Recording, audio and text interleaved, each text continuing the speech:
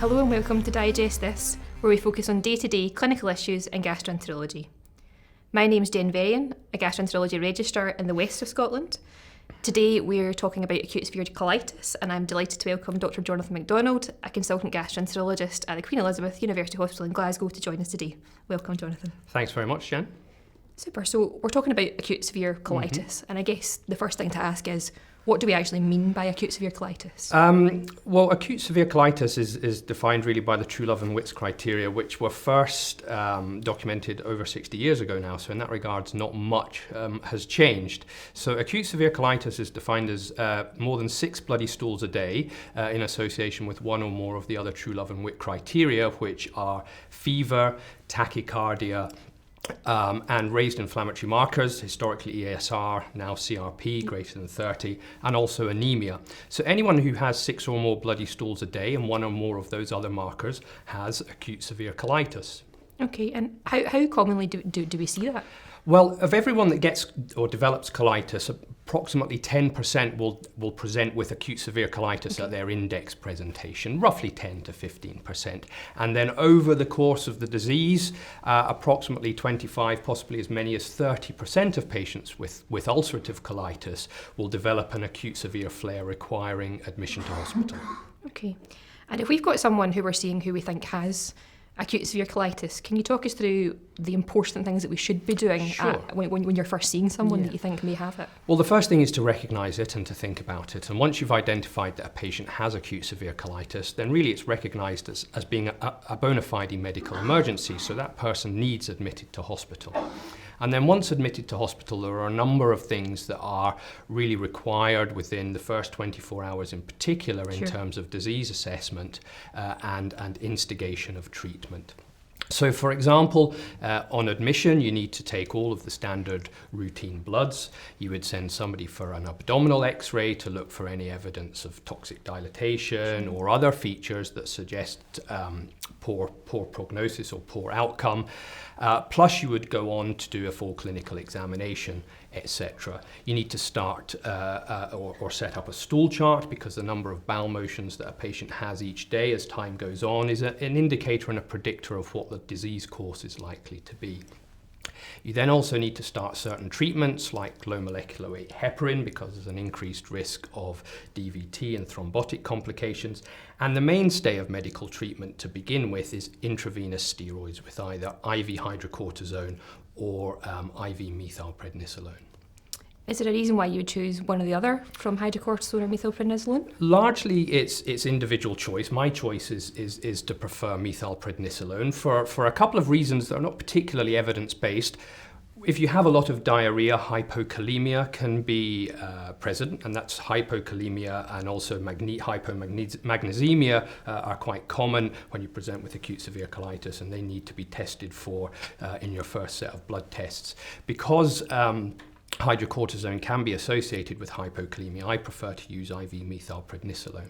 Also, from a pragmatic point of view, you receive 2 doses of methylprednisolone a day rather than 4 of IV hydrocortisone, and particularly in the first 24 to 48 hours of hospital admissions, where patients are maybe moving from an acute assessment unit to a ward, I feel that there's perhaps less likelihood to be missed doses of medication if you're on a medicine that you need twice a day as opposed to 4 times per day. Absolutely. But there's no real compelling evidence that one is, or there's no evidence that one is superior to the other. Okay. And the patient we've just started on intravenous steroids, is there any way at baseline of predicting whether they are going to respond to intravenous steroid therapy? Yeah, so going back to those Truelove and Witts criteria, the more of those that you have, then the higher risk you are of failing your first line medical therapy, i.e. intravenous steroids. Very high CRP, persistent pyrexia after resuscitation, and also features on abdominal X-ray either of toxic dilatation or of mucosal islands. Those are bad prognosticators.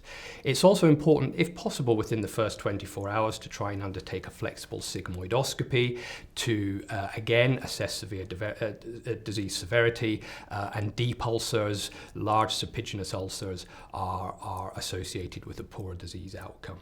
As well, during the first 24 hours, you are making sure that you've excluded other things which may have provoked, or even alternative diagnoses that may be present in a patient that's presenting with those types of symptoms. So you want to start collecting stools for culture to exclude C. diff infection. You want to take biopsies at a flexible sigmoidoscopy to exclude CMV, those types of things. Okay. And we spoke about getting an X-ray to exclude things like toxodilatation, and that's obviously, if someone had that would be an indication for informing the surgeons, but we should probably be involving the surgeons even outside of that, shouldn't we? Absolutely. So this is a situation where a multidisciplinary approach from the very outset is required. If somebody comes into hospital and they have a dilated transverse colon or evidence of colonic dilatation in the right colon, then you really need to involve a surgeon for a consultation with the patient at that point in time. The best practice would be joint medical and surgical care with medical and surgical input from the get-go. That's sometimes practically challenging, but the earlier you involve your surgical colleagues and the surgical team and make them aware of an admission with acute severe colitis, the better. And really, you should be doing that as a matter of routine within the first 24 hours. And of course, on top of that, there are other members of the multidisciplinary team, IBD nurses, dietitians, stoma nurses, etc., that should all be contributing to the patient's care as well. I think it is really useful to get them involved early because, as you said, quite a significant portion of these patients have acute severe colitis, often as their first presentation or quite early on in their disease course, and so things can move quite quickly. Absolutely. And for someone to have time to have these conversations is really useful. We know that in terms of psychological morbidity, after, for example, a colectomy, the more opportunity that you have had to be prepared, to understand what's involved with an operation, to understand how and where a stoma will be sited and how you manage a stoma, those are very important steps in the preparation because, sadly, a percentage of people do end up failing medical therapy and requiring a colectomy. So those are not easy conversations to have, and those conversations often need to be staged, and they're often best tackled by different people having an opportunity to speak to the patient and their family. Sure. Is there any role, do you think, for patient support group involvement in the context of acute severe colitis? You mean at the time of? Well, sometimes there's in the heat of an acute presentation with colitis, there can be lots of things going on. But Crohn's and Colitis UK do have the opportunity to get patients who've been through similar circumstances to come in and speak to patients and to share their personal experience of the journey through having colitis and often ending up with an operation and also life with a stoma. And that for some patients can be invaluable. It is a lot of information, particularly if it's your first presentation with colitis, you've no history of colitis. This is a very dramatic and sudden change from good health to poor health. It can be a lot for patients to take in, and having the opportunity to speak to somebody who's been through a similar process can be very helpful. Yeah, absolutely. Now, if we go back to the patient that we started on intravenous steroids, so we're now 48, 72 hours down the line, patient still has significantly increased stool frequency, still has PR bleeding, inflammatory markers, if anything, are worsening rather than improving. Yeah. When do we start to think this might not be working? The patient who's admitted with acute severe colitis needs a senior medical review at least once a day, ideally twice a day. And the first 72 hours are crucial. And really you're looking for a dramatic, significant improvement once you start intravenous steroids, both in terms of biochemistry and also in terms of stool frequency. 72 hours is seen to be a very important cutoff.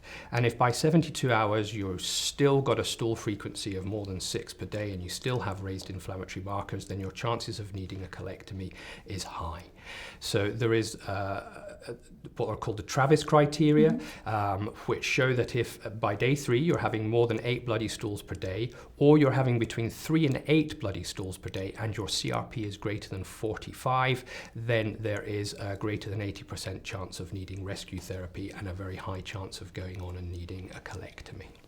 There are other scoring systems and tools as well, which haven't really penetrated clinical practice in the same way that the Travis criteria and Truelove and Wick criteria have. Okay. And when we think about rescue therapy, what are our options currently? Yeah. So the two main rescue therapy treatments that you would look to or you would be prepared to start and ready to start on day 3 are cyclosporin and infliximab. Cyclosporin has been around for a lot longer and was the first treatment that was really used as rescue therapy in acute severe colitis many decades ago. Infliximab we've been using for the last 15 or 20 years since anti-TNF drugs became available. If you look at the IBD audits that were done in 2008, 2010 time, what is apparent is that people have switched almost exclusively to using infliximab now for rescue therapy for a variety of reasons, and the use of cyclosporin has really almost ground to a halt. Okay. And if we're thinking about infliximab as rescue therapy, is there anything that earlier on in the admission it would have been useful to have done in preparation for that being an option? There's a lot of work that needs done in that first 24 hours. So my view is that if you have someone in the outpatient clinic that you diagnose with ulcerative colitis, then it's often right to lay the ground at that point by doing some screening tests in case the patient requires to move on to either a thiopurine immunomodulator type drug or infliximab. If you're faced with a patient who has come into hospital with an acute severe colitis, then you need to check that they've had appropriate screening for hepatitis B, hepatitis C, HIV, and also tuberculosis, alongside stool cultures to exclude C. diff. In this part of the world, in Scotland, this is not an area with a high incidence of tuberculosis, for example, or even particularly high instances of hepatitis B and hepatitis C. I think it's important to stress that these tests should be done prior to initiation of infliximab, but my own view is that unless you've got somebody who's very high risk, you do not need to wait for all of these results, some of which can take several days, before instigating infliximab treatment, because timing is of the essence here, and if you delay the initiation of infliximab or cyclosporin when it's necessary to await some of these results, you may miss that window of opportunity. Okay. And if we change this now slightly and say that the person we started intravenous steroids was improving with intravenous steroids, what do we do after their 72 hours of intravenous steroids? So that's a good question. So if about 65 to 70% will show a significant improvement within 72 hours.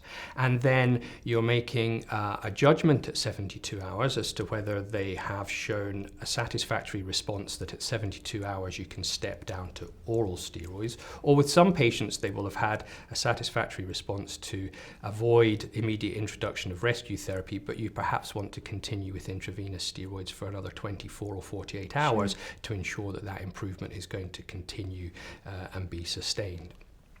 So you would then think of switching patients to oral steroids, prednisolone 40 milligrams per day, and then at that point you're considering what your options are in terms of longer term treatment to try and manage and sustain the improvement in their disease.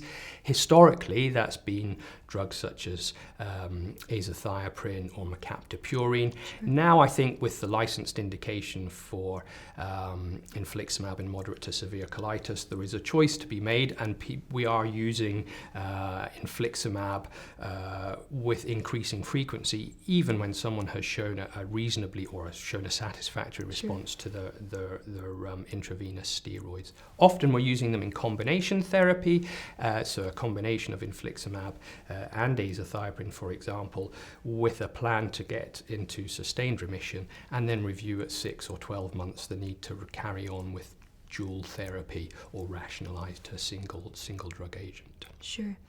And in the patient who wasn't doing so well and we gave rescue infliximab to, what do you do with their steroids after the rescue infliximab? So the question of what you do with after the rescue infliximab is slightly dependent on on the clinical condition. Often you will carry on with the steroids for another 3 to 5 days. There is no real evidence, or there's no evidence at all, that continuing with intravenous steroids beyond certainly day 10, probably day 7, confers any additional benefit, and potentially starts to confer additional risks if the patient is heading towards surgery.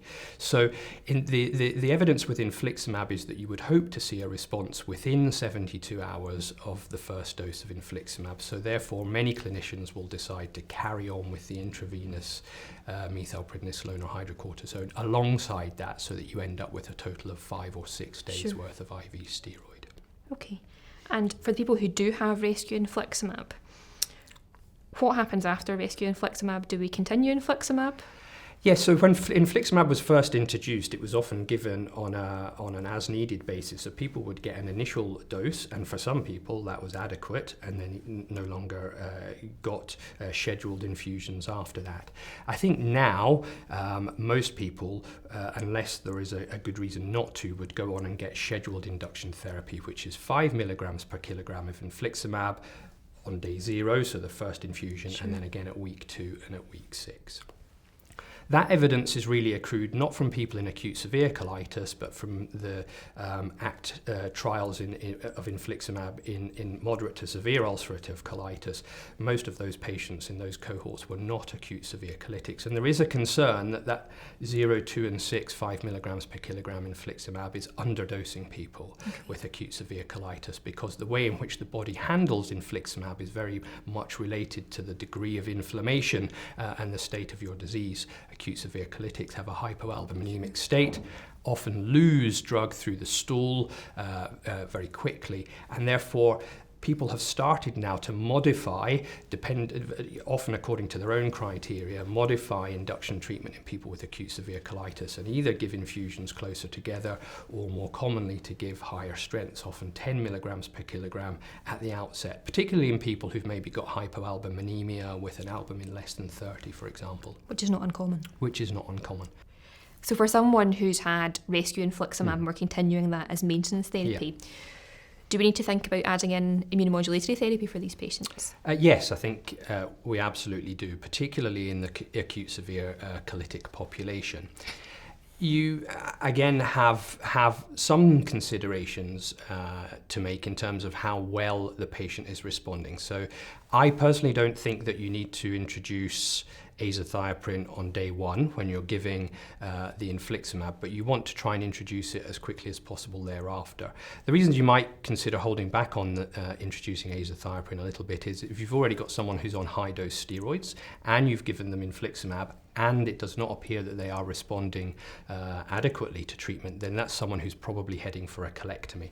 And therefore adding in a third agent, which is suppressing the immune system, is not necessarily desirable.